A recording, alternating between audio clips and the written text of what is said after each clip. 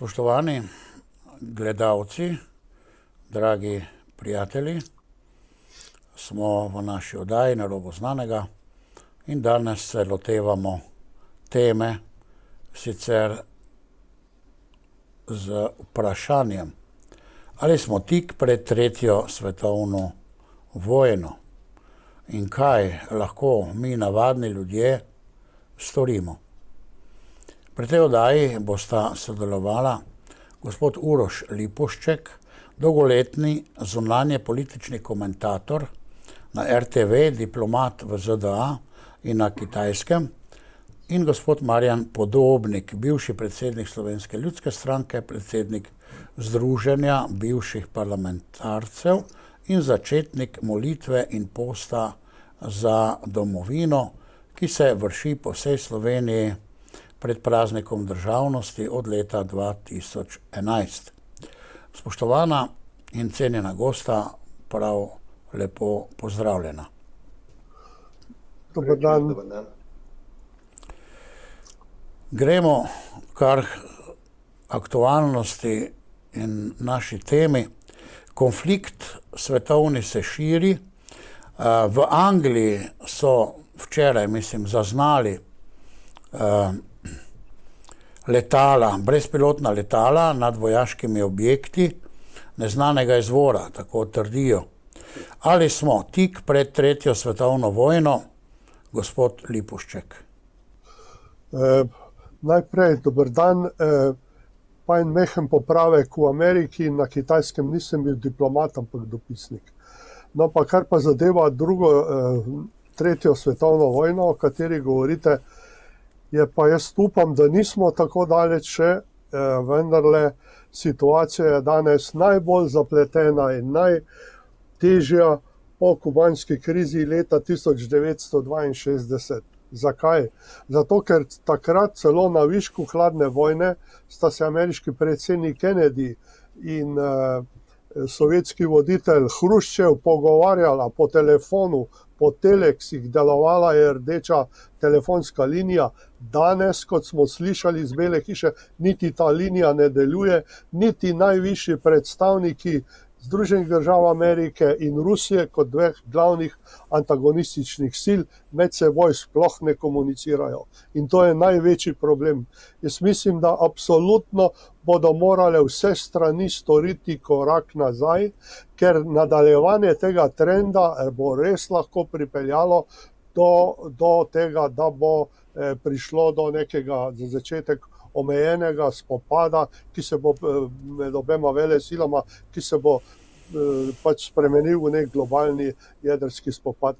Rusi so nedavno izstrelili svojo prvo eksperimentalno raketo, imenovano Lešnik, ki je po moči tako močna, kot je praktično ena taktična jedrska bomba.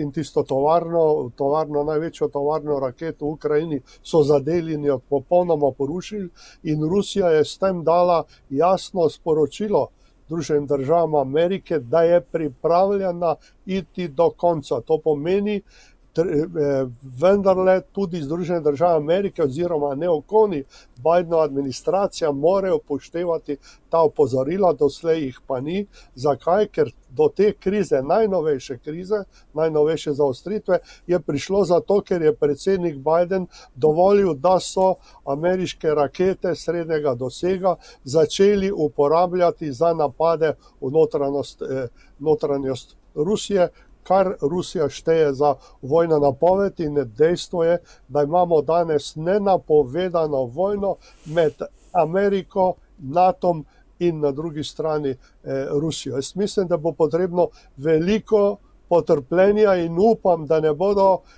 zmagali jastrebi na obeh straneh, predvsem moram poudariti tudi na ameriški strani, ker je načelnik strateškega štaba ameriških oboroženih sil, njihovih strateških enot, nedavno dejal, da Združene države Amerike so pripravljena na jedrsko vojno z Rusijo. Gre za absolutno nesprejemljivo izjavo in jaz mislim, da bi morali voditelji na obeh straneh, za začetek gre to na strani Rusije in ZDA, ustvariti pogoje za vsaj minimalno komuniciranje, sicer bo res prišlo do napada, ker so Rusi že povedali, da v tem primeru oni, kar se je zdaj zgodilo, štejejo tarče v Združenih državah Amerike in v Veliki Britaniji in v Franciji za legitimne točke napada. To pomeni, smo res v neki situaciji, v kateri svet po letu 1962 še ni bil. Hvala lepa. Gospod Podobnik, slišali smo, da je pravzaprav to zaenkrat najslabša situacija, še celo slabša kot kubanska kriza v svetu. In slišali smo tudi izjave evropske predsednice, ki je dejala, borili se bomo do zadnjega Ukrajinca. Kako vi ocenjujete to situacijo? Lep pozdrav tudi v mojem imenu in hvala za povabilo.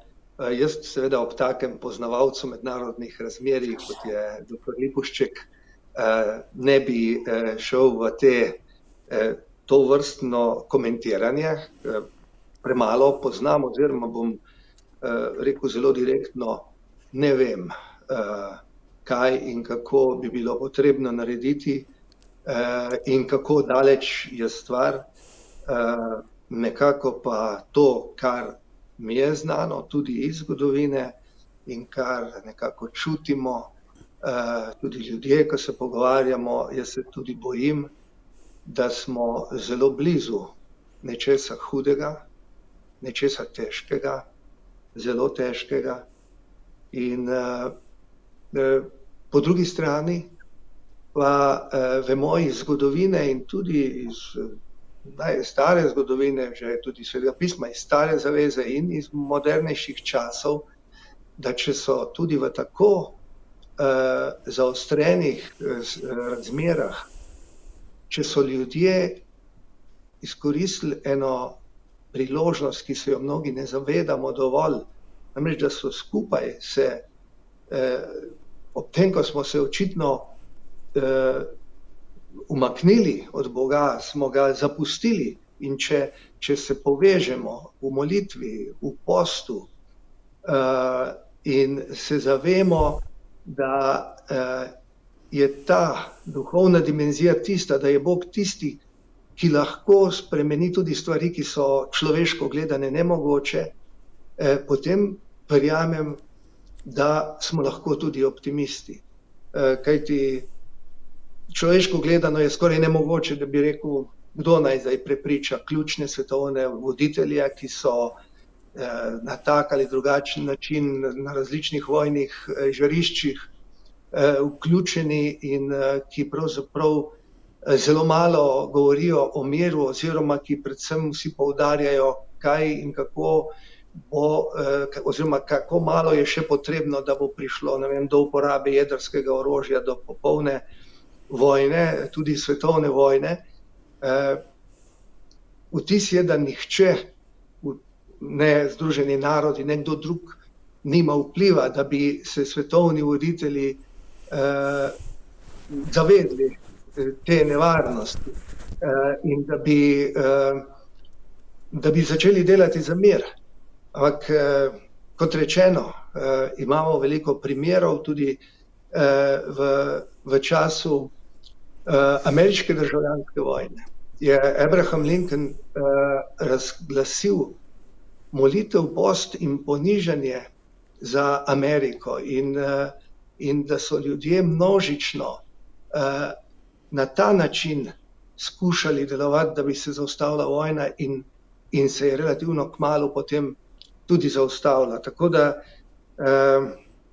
jaz se bojim, da gre vse v zelo slabi smeri in da tudi, če se vprašamo, koliko, ne vem, ljudje, ki nimamo največjega poznavanja domačih mednarodnih razmer, koliko časa namenimo za komentiranje, za kritiziranje, za jezo, za sovraštvo, koliko časa pa za molitev, za dobre misli, za to, da bi se res sami naredili to, kar lahko, potem mislim, da lahko ugotovimo, da je to razmerje slabo in da bi tudi vsak sam morali več narediti za mir. Lahko bi jaz sam dodal eno misel, nadaljeval, ker je on končal, da namreč nekaj svetovnih voditeljev je že pozvalo obe državi k zmernosti, k začetku pogajanj. Tako recimo kitajski predsednik Xi Jinping kot brazilski predsednik Silva Dalula sta pozvala na začetek pogajanj in na umiritev strasti na obeh straneh. Jaz mislim, najdlje pa še v tem papež, ko je že v nekaj izjavah pozval na mir, na treznost in razsodnost in ko je celo izrekel eno, bom rekel, skoraj da za Zahod heretično misel, da niti če dvigneš belo zastavo, pri tem je mislil na Ukrajino, to ne pomeni popolne kapitulacije, to pomeni samo, da se sprijazniš z dejstvi in da pokažeš hrabrost. Namreč, kaj pri tem mislil? Do te vojne je prišlo absolutno nepotrebno, res je, da je Rusija napadla Ukrajino, ampak po mesecu dni, ko se je ta napad začel, je prišlo praktično do sklenitve miru, prišlo je do tega, da so se sporazumeli o tem, da bo Ukrajina ostala nevtralna država, da ne bo stopila v NATO, da bo dala maksimalne avtonomijo ruski manjšini in da bo ruska vojska se umaknila iz Ukrajine in da bo spoštovala Rusija ozemeljsko integriteto Ukrajine.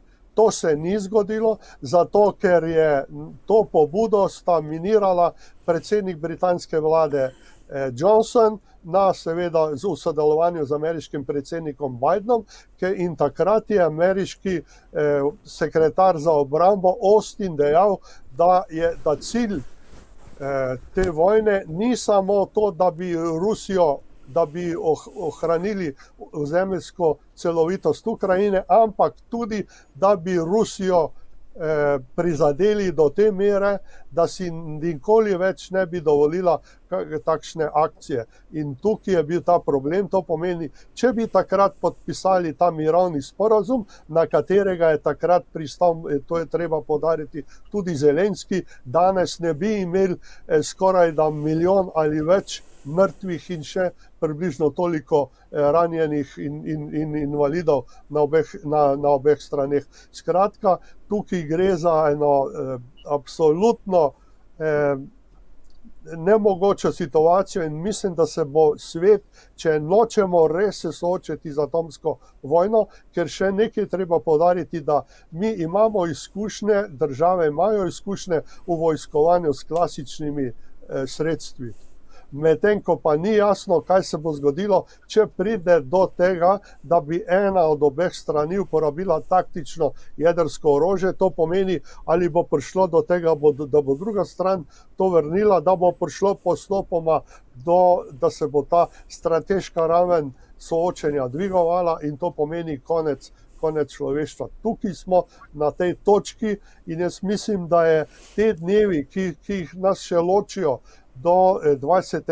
januarja prihodnje leto, ko bo tam prevzel predsedniške dolžnosti, so praktično najbolj tvegani dnevi, zato ker ta kriza se očitno samo še zaostruje, ampak ne samo ta kriza, vse več znakov je, da celo Izrael in izraelski predsednik vlade Netanjahu, ki ga je Mednarodno sodišče za vojne zločine nedavno obtožilo za genocid in zahtevalo njegovo aretacijo, vse bolj pritiska na Bidenovo administracijo, da bi skupaj z Američani do 20. januarja, ko bo Bidenu potekel predsedniški mandat, napadli Iran, v tem primeru bi prišlo do, jaz mislim, vse splošne vojne na področju Bližnjega vzhoda, v katero bi se upletla Rusija, bi se brez dvoma upletla tudi Kitajska in bi bili spet na robu nekega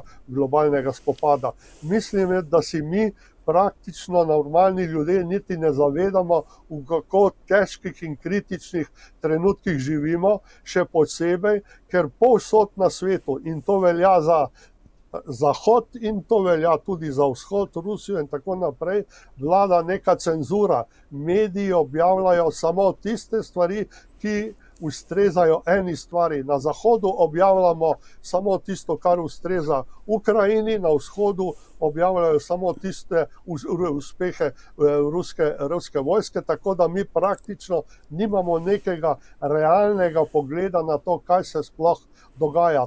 In to tako v Izraelu, v Gazi in Libanonu, kot seveda tudi v Ukrajini. Zato je sedanja situacija tako težka in problem je še v tem, da v času hladne vojne, je na Zahodu delovalo močno protivojno gibanje. Spomnite se, kakšne hude demonstracije so bile, ko je recimo predsednik Reagan poskušal namestiti rakete srednjega dosega v Evropi. Absolutno so se Nemci temu absolutno uprli in potem ni prišlo do namestitve teh raket. Danes je pa tukaj smo soočeni z neko povsem pasivno situacijo, praktično mirovnega gibanja sploh ni, če je zatrto, nima dostopa do medijev. Evo, vi ste, moram vas pohvaliti, dati priznanje, vi ste eden redkih, tudi že prej, in tudi, moram reči, tudi Radio Ognjišče v predvolilni tekmi za evropske volitve je dalo možnost tudi mirovnemu gibanju, medtem ko večina drugih medijev na čelu z javno radio-televizijo, ki bi morala vsestransko obveščati o tem, pa ni dala te možnosti. To pomeni mirovno gibanje, to pomeni ljudje, sile, ki so proti vojni, ki so za mir, za sporazumevanje, nimajo takšnega mesta, kot bi si ga zaslužili. Zato pa je situacija danes takšna, da smo reševanje in usodo svetovnega miru prepustili v roke par politikom, in sicer ameriškemu predsedniku Bidenu, ki je stvar povsem zavozil, ki je praktično tudi njegove umske sposobnosti, kot se vidi, hitro pešajo in niti ne vemo danes, kdo sploh vlada v Beli hiši. Nekateri znani ameriški komentatorji trdijo, da se sklep o tem, da Ukrajinci lahko uporabljajo rakete srednjega dosega za napade v Rusijo, iniciator tega sklepa ni bil Biden, ker on je bil takrat na sestanku skupine APEC v Južni Ameriki, ampak da so to sprejela državni sekretar Blinken in svetovalec za nacionalno varnost Jack Sullivan. To pomeni, da ameriški predsednik niti, če je to res, ne obvladuje več v celoti tega položaja. Zato je situacija še toliko bolj tvegana. Zakaj? Ker ko je pred mesecem dni predsednik britanske vlade prišel v Belo hišo z zahtevo, da bi prepričal Bidena, da naj dovoli, da bi ameriške rakete uporabljali za napade na Rusijo, temu bi sledili tudi napadi Ukrajincev z britanskimi raketami in kasneje s francoskimi. Takrat je Biden prisluhnil Pentagonu in Pentagon, in to so generali, ki se vejo, kaj pomeni atomska vojna, so takrat dali veto na ta sklep. Sedaj pa beremo v ameriških medijih, da je Pentagon, da so generali, da je obrambni sekretar Austin izvedel o tem, da bodo Ukrajinci začeli napadati Rusijo z ameriškimi raketami, iz medijev, iz časopisov. To je nekaj nemogočega. To pomeni, da najpomembnejši steber, ker če bo prišlo do vojne, bo seveda tukaj glavni Pentagon, je bil izključen iz sistema odločanja o tem vprašanju. To pomeni, ameriška demokracija v tem najbolj kritičnem trenutku je praktično ne deluje več tako, kot bi hotela, in jaz mislim, da res lahko do 20. januarja samo molimo, da se res ne bo nekaj zgodilo, ker se ne ve več, kdo pije in kdo plača. No, na drugi strani imamo pa seveda nič manj agresivnega Putina, ki pravi, da bodo Rusi uporabili vsa sredstva za to, da ne bodo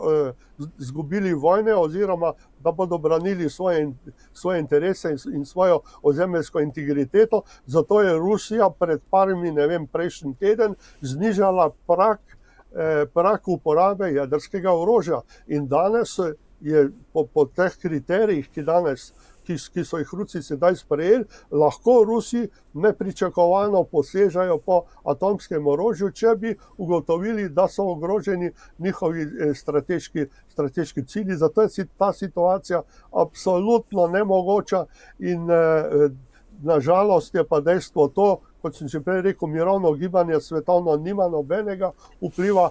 Zahodni državniki so zmedeni, zmešani, sami ne vejo, kaj bi. Večina jih je podprla v predvolilni tekmi predsednika Bidena oziroma demokratsko predsedniško kandidatko Kamalo Harris, ki je izgubila volitve. Vsi so bili zelo kritični do Trumpa, sedaj je pa prišel Trump na oblast in bomo videli, kaj se bo zgodilo. Moram pa še poudariti nekaj zdaj, za konec te svoje misli, je pa to, da je Biden v prvem govoru, ne bom rekel Biden, ampak novoizvoljeni predsednik Trump je v svojem prvem nastopnem govoru, potem ko so bili objavljeni neuradni rezultati volitev, rekel, jaz ne bom začel nobene nove vojne in končal bom vse stare. Upam, da bo pri tem ostal, je pa pojmljivo, zanimivo je pa nekaj, da se on v teh zadnjih dneh, ko se napetost stopnjuje, sploh javno v zvezi s tem še ni oglasil in zanimivo bo videti, ali bo on poskušal na nek način vendarle vplivati na predsednika Bidena, da se ta situacija ne bi v Ameriki zaostrovala, ker to pomeni, da bo Biden končal neslavno svojo predsedniško kandidaturo oziroma da jo bo Trump začel v najbolj nemogoči situacijo, praktično na robu tretje svetovne vojne. Jaz mislim, da tukaj je res, moram reči, na ameriških politikih glavna stvar, da se začne stvari urejati, seveda tudi na ruskih. Absolutno, treba je absolutno tudi Rusiji absolutno povedati, da naj se ne igra z usodo človeštva, ampak tukaj jaz mislim, da prva stvar, ki bi morala se zdaj zgoditi, je to, da bodo Američani odstopili od tega, da lahko Ukrajinci z njihovim orožjem, raketami napadajo cilje globoko v notranjosti Rusije. Hvala lepa. Gospod Podobnik, slišali smo precej zaskrbljujočo situacijo z ust enega najboljših analitikov političnega svetovnega dogajanja.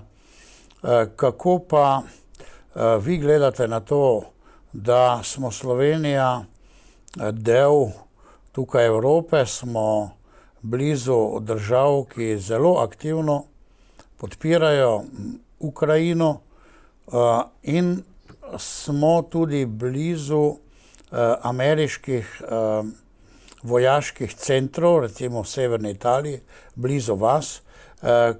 Kako vi, kot nekako normalen človek, kot mi, ki nismo takšni strokovnjaki, vidite vlogo in pa tudi škodo, ki bi bila storjena Sloveniji v enem takšnem konfliktu?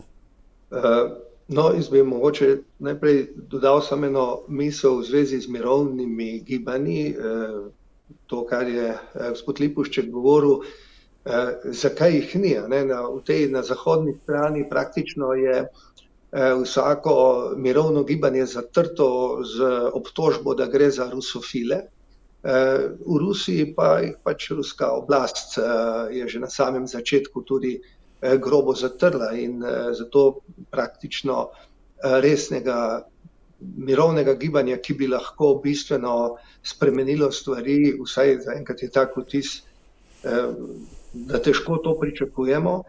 Zdaj, kar se pa tiče vašega vprašanja, jaz bi najprej rekel, da res jaz obžalujem, da Evropa, Evropska unija v teh časih, zahtevnih časih, ni sposobna, ni bila v preteklosti, v bližnji preteklosti in tudi sedaj ni sposobna oblikovati ene politike, za katero je bilo jasno, da je cilj ob tem, da seveda je treba zagovarjati mednarodna pravila, da se obsodi napad neke države na drugo državo, da je suverenost nekaj, kar je bilo zaščita suverenosti nekaj, kar je temelj, to je bilo sprejeto v Združenih narodih pred desetletji in da je prav, da je to jasno obsojeno in da se naredi, kar je možno, da se države zaščiti.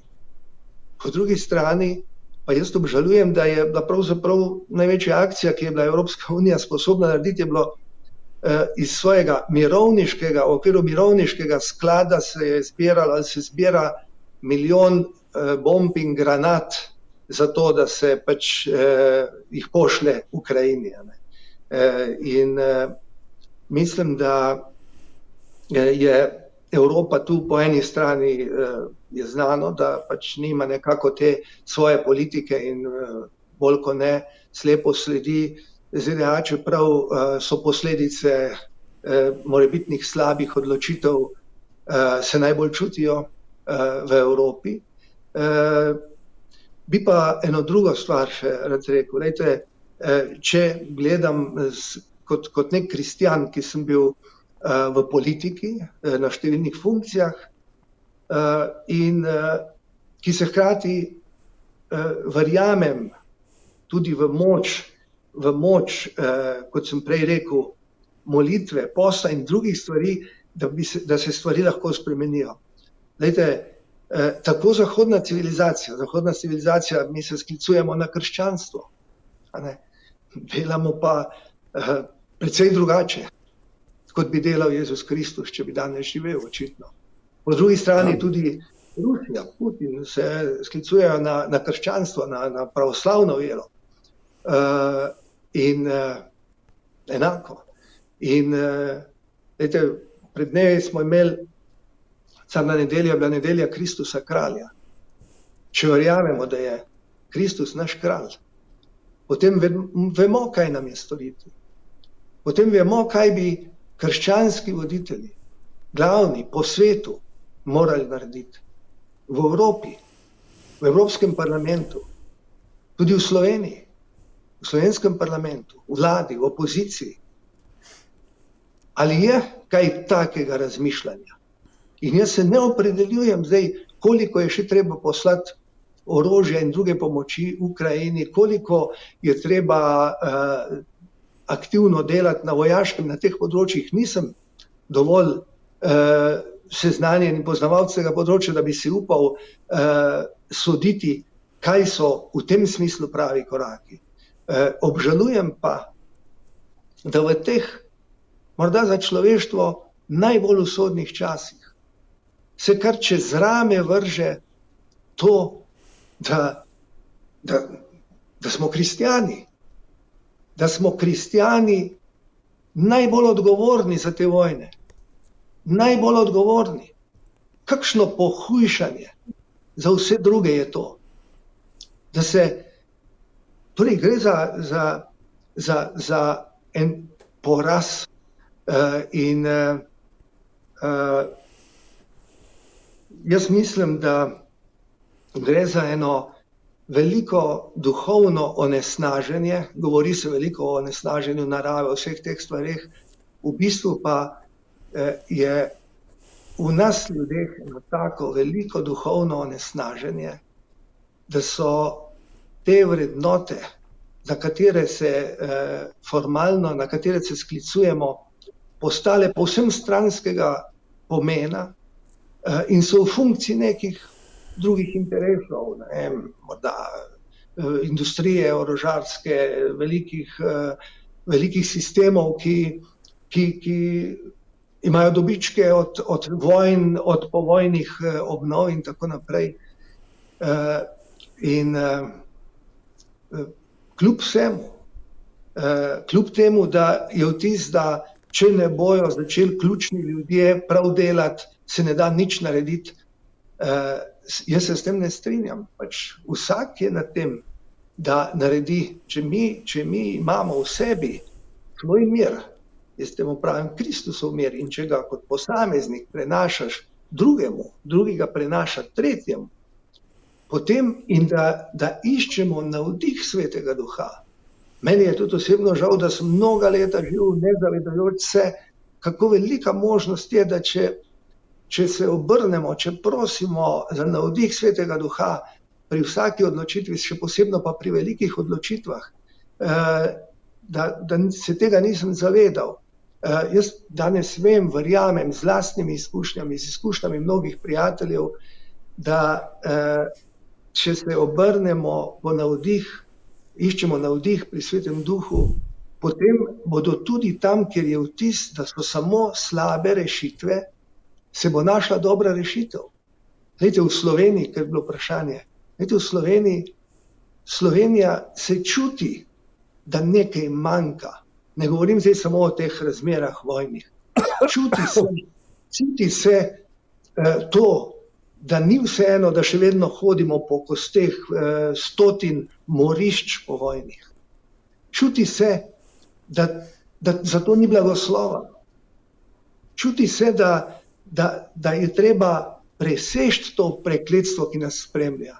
Jaz verjamem, da se čuti, po eni strani verjamem, da imamo tisoče priprošnikov, to so nedolžni ljudje, ki so nedolžni umrli po vojni. Po drugi strani pa ni odpuščanja, ki bi moglo biti brezpogojno, ne glede na to, če ni kesanja tistih, ki so odgovorni na eni ali drugi strani, zato da bi to duhovno sfero, to duhovno moč pridobili, da bi te sence šle, da bi svetloba dobila moč. In ker jaz sam tako čutim, če je blagoslov, so tudi zelo težke stvari, tudi na videz zelo slabe rešitve, se najdejo in postanejo lahko obe dobri rešitvi.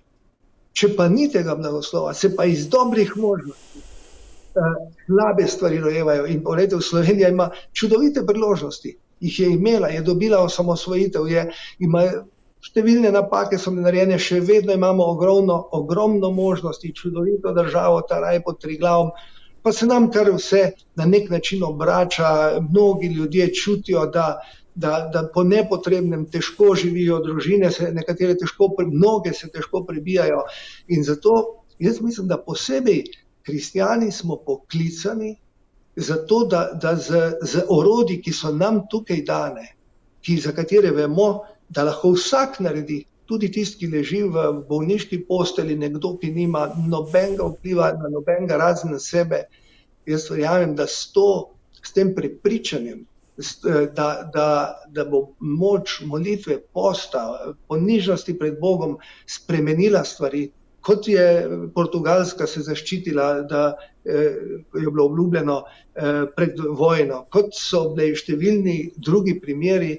In jaz bi res pozval tudi slovensko cerkev, vodstvo, škofe, duhovnike, da v teh časih še posebej prosimo, da tudi če bo prišlo do hudih stvari, da prosimo najprej za Slovenijo, da bi nam bilo prizanešeno in seveda za vse druge. Kot je gospod Lipušček rekel, milijon mrtvih. Kako to, da nič? Da se to kar odvija. Ja, nobenega mrtvega ne vidimo. Ne pokažejo mrtvih. Če bi se videlo, da v teh tankih, ki jih uspešno sesuvajo najmodernejša orožja, se živi scvrejo in razbije vojake, mlade, ki so sinovi, očetje, bratje. Če bi se videlo, kaj grozljivega se dogaja, potem bi tudi brez mirovniškega gibanja, ki se zdaj na tak način zatira, verjamem, prišlo pri mnogih ljudeh do drugačnega razmišljanja. Tako pa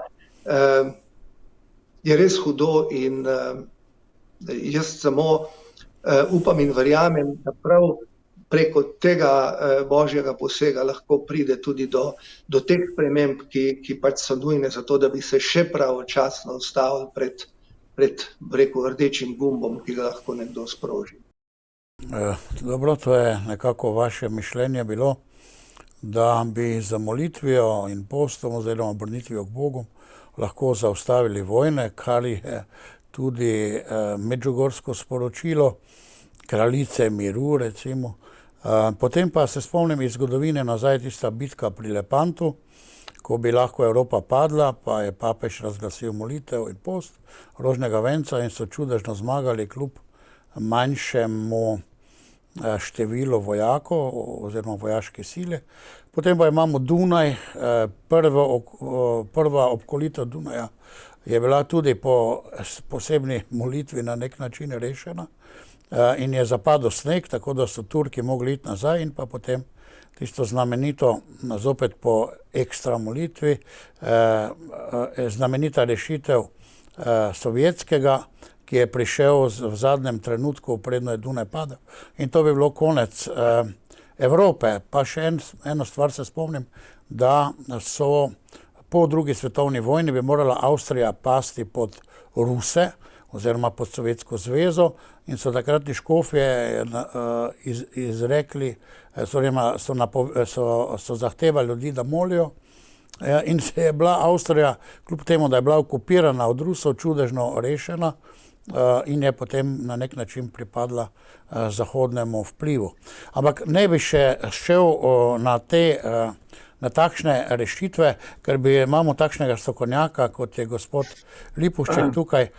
Moramo pa priznati, gospod Lipušček, da se je Zahod približal Rusiji, ne Rusija v tem primeru Zahodu, ampak NATO je pomikal meje proti Rusiji. Spomnim se, da je ruski predsednik Putin 10 let opozarjal, naj ne delajo tega, naj ne prihajajo tako blizu, dokler niso naredili ta puč, torej v Ukrajini in potem pripeljali praktično rakete tega celo bližnjega dosega do meje. Vsi vemo, da je Krim strateškega pomena za Ruse in je ves čas bila vsa flota, on si ni mogel odpovedati Krimu. Rusi, poskušam nekako razumeti tudi Ruse, niso se mogli odpovedati Krimu in potem so ščitili te svoje manjšine, ko je naprimer Zelenski, ki niti ni znal ukrajinskega jezika, je prepovedal ruski jezik kot uradni jezik in v šolah in vse posod začel se pritisk in tisto 15-letno obstreljevanje teh pokrajin tam na zahodu Ukrajine. Torej, ne more biti kriv samo Putin. Sem pa slišal še eno izjavo celo republikanskega senatorja, ki je dejal, mi ne moremo prepustiti Putinu, da bo on imel vsa ta bogatstva Ukrajine. Torej, tu je nekaj čisto drugega v igri, kot ste sami dejali, ni Amerika tista ali pa tisti ljudje, demokracije v Ameriki si izbrala to vojno, ampak gre za neke večje načrte, ne vemo česa, celo ljudi ste rekel, ki so mimo Pentagona nekatere odločitve, se pravi v teh raketah, dosegli. In ali ne gre tu za večji načrt, se pravi sestavljanja svetovne vlade preko krize teh ljudi, ki imajo moč, se pravi predvsem kapitala svetovnega in pa preko teh globalnih organizacij, ali ne gre tu za neko še globjo igro? Da, jaz mislim, da imate prav, da je absolutno tako kriza v Gazi, v Libanonu in to, kar počne Izrael in vojna v Ukrajini en del ene svetovne tekme, grobe tekme za preurejanje sveta v nove interesne sfere. Gre za to, ali bo svet še naprej ostal takšen, kot je, in sicer to je načrt ameriških neokonov, to so ljudje, ki so predstavniki vojaško-industrijskega kompleksa, ki kuje v teh vojnah velike dobičke, ki poskušajo za vsako ceno obdržati sedanji sistem, v katerem dominirajo izključno Združene države Amerike. To je veljalo ob koncu prve in druge svetovne vojne, so Američani ustvarjali skoraj 50% svetovnega bruto proizvoda. Danes ga ustvarjajo samo še približno 19%, Kitajska pa 17%, ampak države svetovnega juga, Kitajska, Brazilija, vse te druge države, ki so se zdaj razvile, nimajo praktično nobene pomembnejše vloge v odločanju o svetovnih globalnih procesih. In ta svetovni jug se je danes zbral recimo v skupino tako imenovano BRICS, ki zahteva multilateralno uveljavljanje sveta. To pomeni, da svet ne vodijo več samo Združene države Amerike z nekaj zahodnimi državami, v ta del sveta sodimo seveda sedaj tudi mi, ampak zahtevajo, da pride do večstranske svetovne ureditve, kjer bodo imele vse države, tudi države svetovnega juga, večjo ceno. In to, kar se je zgodilo v Ukrajini, je samo en nazor, kako se ta kriza širi. Ko je prišlo do razpada Sovjetske zveze in komunističnega bloka, je Gorbačov, pa potem Jelcin in potem tudi Putin, ko je prišel na oblast leta 2000 kot predsednik države, so predlagali Američanom, da bi Rusijo sprejeli v NATO ali da bi NATO razpustili. Če se to ni zgodilo, so pa pričakovali, da bodo v nekem svojstvu tudi oni sprejeti v to Severnoatlantsko organizacijo. To se ni zgodilo, ker je ameriški predsednik Clinton takrat dal podporo temu vojaško-industrijskemu kompleksu, ki je zahteval, da Američani še naprej zadržijo izključno vlogo svetovnega hegemona, in drugič, vojaško-industrijski kompleks ameriški je pričakoval, da če bo prišlo do širjenja NATO do ruskih mej, potem bo ameriška vojaška industrija kovala velike dobičke, ker bodo te države, ki so postale članice NATO, na čelo z nami začele množično kupovati ameriško orožje in bo to seveda bistveno koristilo Združenim državam Amerike. In prišlo je do to, in druga stvar je bila to, da se je Evropa začela po mnenju ameriškega establishmenta, ki si prizadeva za to, da bodo Združene države Amerike absolutno zadržale svojo vodilno vlogo še naprej, je prišlo do tega, da so Američani začeli tukaj popuščati in niso popuščati, začeli so zaostrovati in so začeli pritiskati na Evropo, naj se ne povezuje preveč z državami svetovnega juga in tudi z Rusijo. Zakaj z Rusijo? Ker že Merklova, poglejte, se je začela povezovati z Rusijo, so zgradili ta severni tok, kjer je prihajala cenena nafta in plin v Evropo, in to je bil eden od glavnih elementov za nemško gospodarsko supremacijo in uspeh v Evropi. Ko je do tega, ko je ta severni tok zdaj odpadel, ko so ga minirali, je se začela huda gospodarska kriza tudi v Evropi. To pomeni, Američani so sedaj, ko so minirali takrat mirovne pogovore, Minsk 1, Minsk 2, ki bi bili garant tega, da ne bi se vojna z Ukrajino zaostrovala, ampak da bi prišlo do neke vrste miru. To se je takrat pokazalo, da to ne ustreza ameriškim interesom, ker so se bali, da se bo Evropa začela preveč povezovati z Rusijo. Rusija je pa veliko tržišče in Rusija razpolaga z največ rudnimi bogastvi od vseh držav na svetu, še posebej z redkimi zemljinami, ki bodo bistvenega pomena za to, katera država oziroma skupina držav bo vodila svetovni tehnološki napredek v prihodnosti. In tukaj ima Rusija absolutno glavno mesto. To je eden od razlogov za to, da Američani tudi sedaj poskušajo obračunati z Rusijo, je razbiti na več delov, zato da bi njihova industrija prišla do teh redkih zemljin. Ampak če bi prišlo do tega, kar se je en normalen proces začel v Evropi, da se Evropa poveže z Rusijo energetsko in s tržiščem in da se potem to sodelovanje širi tudi na Kitajsko. Kitajska je pa postala seveda druga najmočnejša gospodarska in tehnološka in vojaška, pa zdaj tudi politična sila na svetu, potem bi prišlo do tega, da bodo Združene države Amerike potisnjene v kot, da bo tako imenovani Pax Americana, to pomeni mir po ameriških kriterijih, prišel na stranski tir in da bodo Združene države izgubile vlogo glavne države zahodnega sveta po drugi svetovni vojni. Zato so se Američani, ta vojaško-industrijski kompleks, odločil, da bodo to preprečili silo in eden od razlogov tega je seveda tudi vojna v Ukrajini.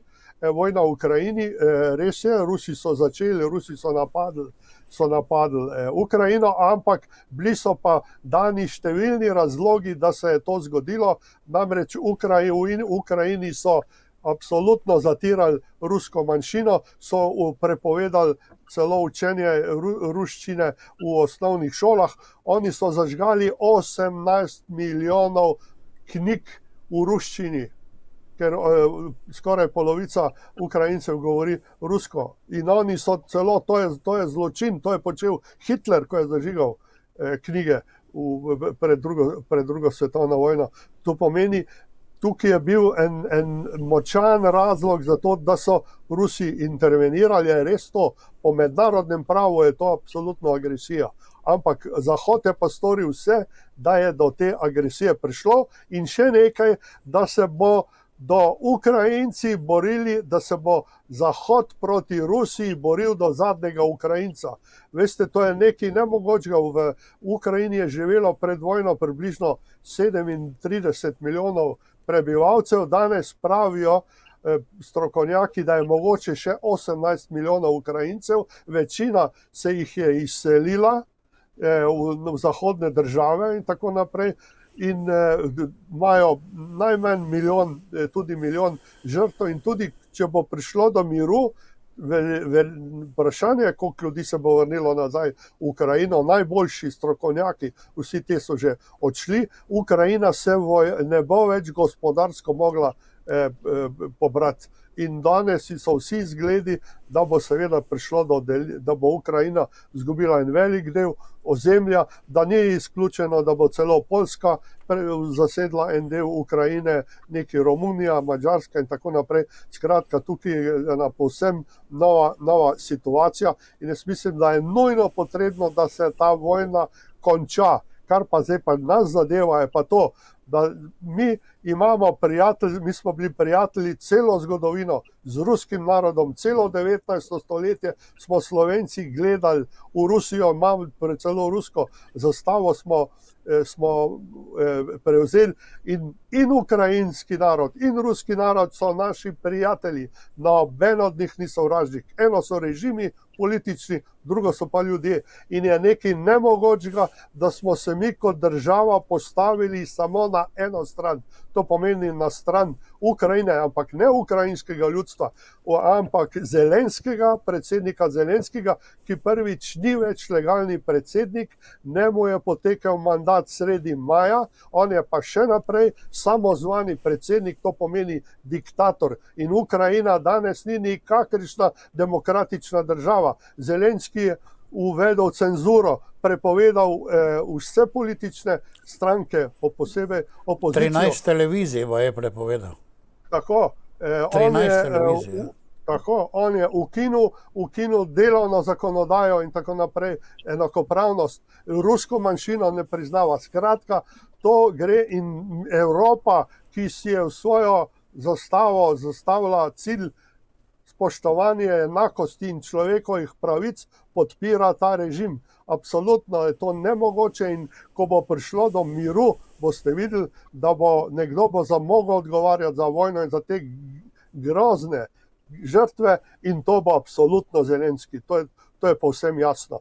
In mi smo se tukaj tudi kot država, moram reči, jaz kot državljan sem nasprotoval in kot pripadnik enega mirovnega gibanja sem nasprotoval temu, da smo pošiljali orožje, tanke, ne vem, oklopna vozila, municijo, težke topove, vse, kar smo imeli, smo poslali v Ukrajino in smo se postavili na eno stran. Mi to ne bi smeli, mi bi morali pošiljati vojaško, humanitarno pomoč, otroke vabiti sem,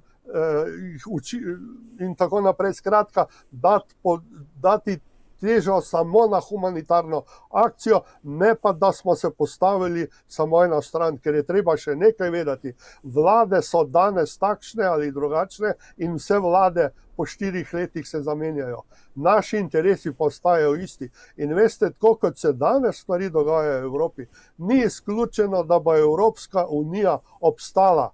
Jaz upam, da bo, ampak veliko možnosti pa je, če se bo ta kriza nadaljevala, da pride tudi do hudih nesoglasij med vodilnimi članicami Evropske unije, kar se že dogaja, in to bi za sabo potegnilo razpad Evropske unije. Če se to zgodi, potem se postavijo pod vprašanje vse evropske meje, ki so bile sklenjene po drugi svetovni vojni, to pomeni tudi naše meje. In mi v bodočnosti, če se taka situacija zgodi, upam, da se ne bo, bomo še kako potrebovali Rusijo, ker Rusija je stalna članica Varnostnega sveta, njeno podporo, in moram reči, da od vseh velikih sil edino Rusija ima nek interes za našo mehno Slovenijo. To so pač zgodovinski, kulturni in drugi razlogi, in jaz mislim, da je to nemogoče, da smo se Slovenci tako enostransko postavili samo na stran ukrajinskega režima, ne ljudi. Jaz mislim, da naši prijatelji so ukrajinski ljudje in so Rusi, absolutno, in tudi to je nemogoče, da smo mi zaprli ruski kulturni center, kjer so ste dobil Gogolja, vse ruske, ne vem kjere, Tolstoja, knjige, da tega nimamo. Kultura absolutno ne sme podleči politiki. Mi smo pa tukaj absolutno pristali samo na diktat Evropske unije in diktat Združenih držav Amerike. In kar zadeva Evropsko unijo, je treba povedati, da je predsednica Evropske komisije Ursula von der Leyen glavni vojni hujskač. Ona se zavzema za vojno do zadnjega Ukrajinca in to je nekaj nemogočega.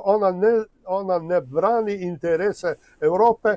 Interes Evrope bi bil, da se ta kriza čim prej reši, da se začne sodelovanje, in Rusije, kakršnakoli je nemogoče izključiti iz nekega varnostnega sistema. Že nemški kancler Bismarck je pred 150 leti ugotovil, da Evropa ima stabilne odnose dobro samo takrat, kadar ima urejene odnose z Rusijo. Pred 150 leti je to ugotovil in to velja še danes. In jaz mislim, da bo Evropa morala pristati na neko novo politično konfiguracijo, za nek nov varnostni sistem, v katerega bo vključena tudi Rusija.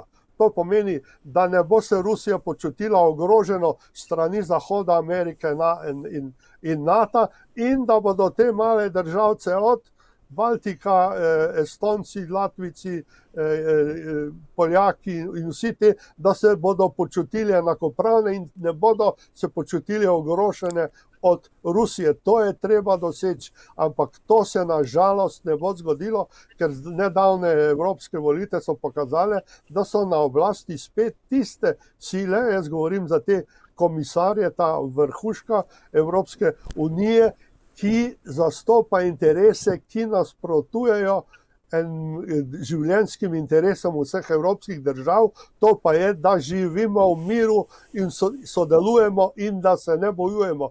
Ker če bo prišlo do zaostrovanja te krize, potem bo Evropa že tretjič v zgodovini prizorišče svetovnega spopada. In tako kot danes stvari izgledajo, če pride do atomske vojne, je to konec ne samo Evrope, ampak tudi konec civilizacije.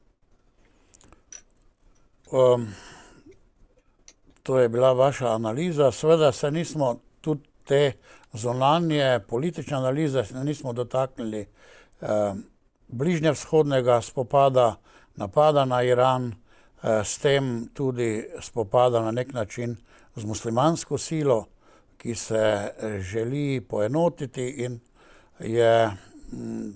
ima načrte tudi znotraj svoje vere, da širi svoj vpliv po deželah, verjetno bi prišlo do nekega vpada seveda tudi v Evropo. Tu je že precej ljudi, ki bi temu pozivu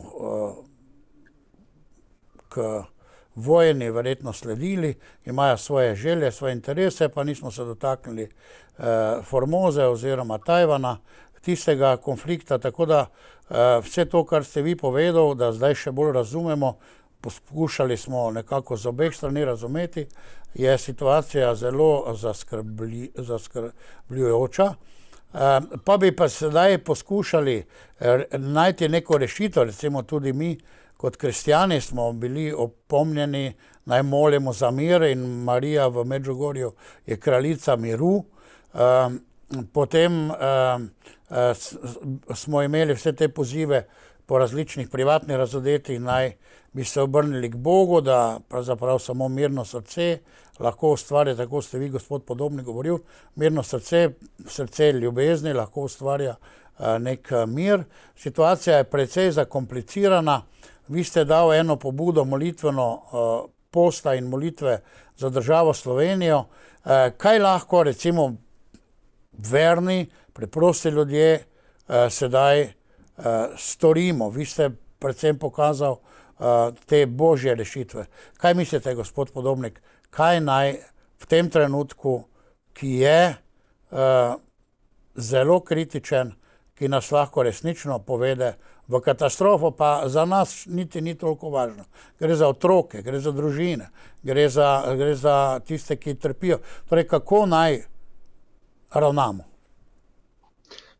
No, jaz sem na začetku v mojih odgovorih prav o tem pravzaprav govoril, bi pa rad vendarle par besed na to analizo izjemnega poznavalca, dr. Lipuščka, rekel, ne govorim o vsakem detajlu, ali se z vsakim detajlom strinjam ali ne, ampak tisto, kar je treba se zavedati, take analize, takega poznavalca, takih ljudi bi morali imeti možnost, da recimo o tem spregovorijo na nacionalni televiziji, da pride do pogovora z ključnimi odločevalci, recimo v Sloveniji ali v Evropskem parlamentu.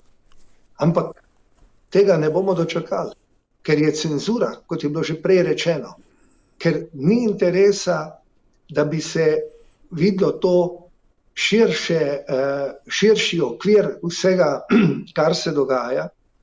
In jaz delim predvsem to skrb, da je Evropa povsem skrenila. Jaz tudi sam res obžalujem in mi je bilo nerazumljivo, da je sedanje vodstvo Evropskega sveta, torej da je na predlog ljudske stranke Ursula von der Leyen pravzaprav vodi Evropo, v neko smer, ki pelje k propadu, v neko smer, ki gotovo ni v interesu evropskih držav, še posebej gotovo ni v interesu Slovenije, kar je bilo tudi prej rečeno. In res, jaz sem že enkrat, mislim, da vam gospod Kodela predlagal, res bi bilo dobro, recimo, če bi za takim omizjem, če bi sedeli, mene bi prav zanimalo, če bi sedel dr. Lipušček, pa recimo gospod Golob, gospod Janša, gospod Tonin, pa recimo na drugi strani kdo od evropskih komisarjev. Prav zanima me, kaj bi rekli na tako analizo. Ker zakaj je ta cenzura? Zakaj so onemogočena kakršnakoli tovrstna soočenja? Ker ne bi imeli odgovora na to vprašanje. Ker bi verjetno se z večino morali strinjati. Z večino tega, saj mi itak vidimo, se občutimo, da stvari ne gredo, tudi ko govorimo o Evropi, da ne gredo v pravi smeri. Ampak zadnjič sem se z nekom pogovarjal, vprašajmo se, kako je bilo tik pred začetkom Prve svetovne vojne. Je bilo napeto vse, potem je samo še sprožilec, ta strel Gavrila Principa na prestolonaslednika v Sarajevu. Mi smo tudi zdaj čist tukaj, čist blizu, v strahoviti nevarnosti. Obnašamo se pa kot orkester na Titaniku predtem, ko je šel v globino skupaj z ljudmi. In kot rečeno, ko ste vprašal, jaz mislim, da ob teh res zaskrbljujočih napovedih, analizah, je ta možnost, nam dana in jo je potrebno izkoristiti, to možnost, da se res obrnemo na Boga. Ker vidimo, da seveda je treba izkoristiti vse druge stvari, politiki, državniki, vsak, ki ima na kogarkoli vpliv, da deluje na pozitiven način. Ampak več kot očitno je, da s tem, ko smo zapustili Boga, ga nadomestili, predvsem ostali pri religiji ali pa pri raznih novodobnih malikih in tako naprej, so se stvari začele nam podirati. In se nam bodo podirale še naprej. In jaz mislim, da če se bomo povezali, če zdaj govorimo o Sloveniji, če se bomo povezali v teh stvareh, pač kdor verjame v moč molitve, posta, v molitvi in postu, drugi z svojimi dobrimi mislimi, s tem, kar vsak lahko naredi, potem jaz verjamem, da tudi iz tega težkega časa Slovenija in Slovenci lahko izidemo, tako, da preživimo, da nas najhuje ne bo doletelo.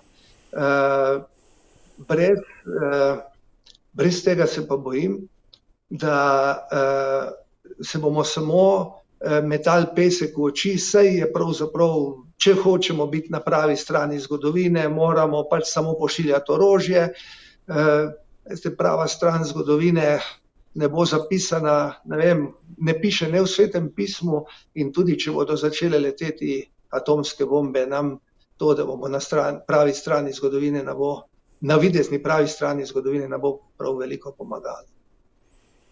Hvala lepa za vaše mnenje. Seveda vam predlagam, ko ste naredili to iniciativo za molitev za Slovenijo, za državo Slovenijo, molitev in posta, da malo razširite na bi rekel, svetovno raven, se pravi proti vojni.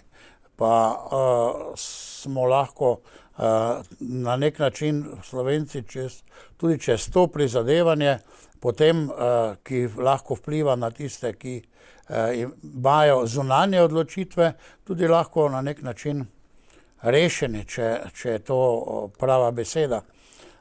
Vsekakor vas pozivam. Exodus TV pa moram vam povedati, da ravno iz te neke vizije in pogleda celotne situacije smo že pred 2 letoma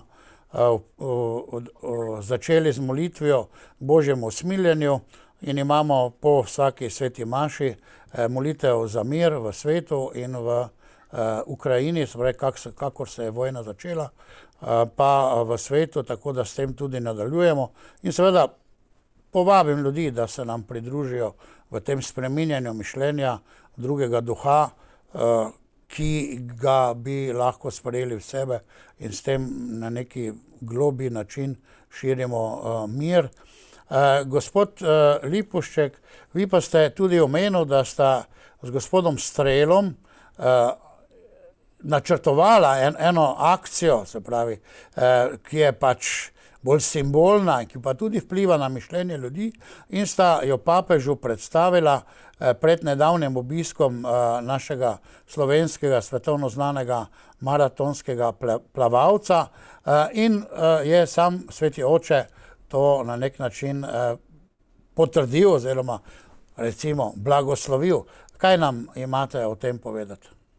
Ja, mislim, da je gospod Strel, to naš najbolj znani, svetovno znani ultramaratonec, plavalec, je pač začel eno akcijo, prišlo je čisto slučajno, smo se srečali in smo začeli govoriti o temo o plavanju za mir.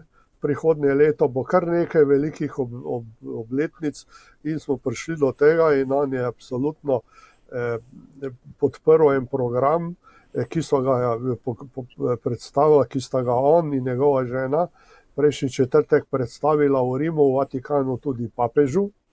Imeli so predvideno, da bo 5-minutna avdienca, pol je pa trajala ta avdienca kar pol ure, so se pogovarjali o vseh teh plavanjih za mir, recimo plavanje za mir, to bo v Bandungu, ko bo 75. obletnica drugo leto, načelo miroljubne koeksistence, na kateri mora temeljiti svetovni mir, to pomeni sodelovanje in še enkrat sodelovanje med vsemi državami na svetu. Potem je to recimo tudi Hirošima, drugo leto bo 80 let od atomske eksplozije v Hirošimi in Nagasakiju, njihovega ameriškega napada z atomsko bombo na te dve mesti in takrat ne bi on plaval tudi po teh dveh rekah. Skratka, gre za nek zelo zanimiv in jaz mislim, da bo to tudi zelo odmeven projekt, ki ga je podprl tudi papež in ga je blagoslovil, kar daje seveda eno začetno močen start in tudi posebno odgovornost vseh, ki sodelujemo s tem, da bo res to uspelo in da bo na ta način, da bomo krepili zavest v svetu o nujnosti sodelovanja miru proti atomskemu orožju, proti agresijam in tako naprej. To pomeni za dobro in sodelovanje vseh ljudi in jaz mislim, da je tukaj bomo morali tudi navadni ljudje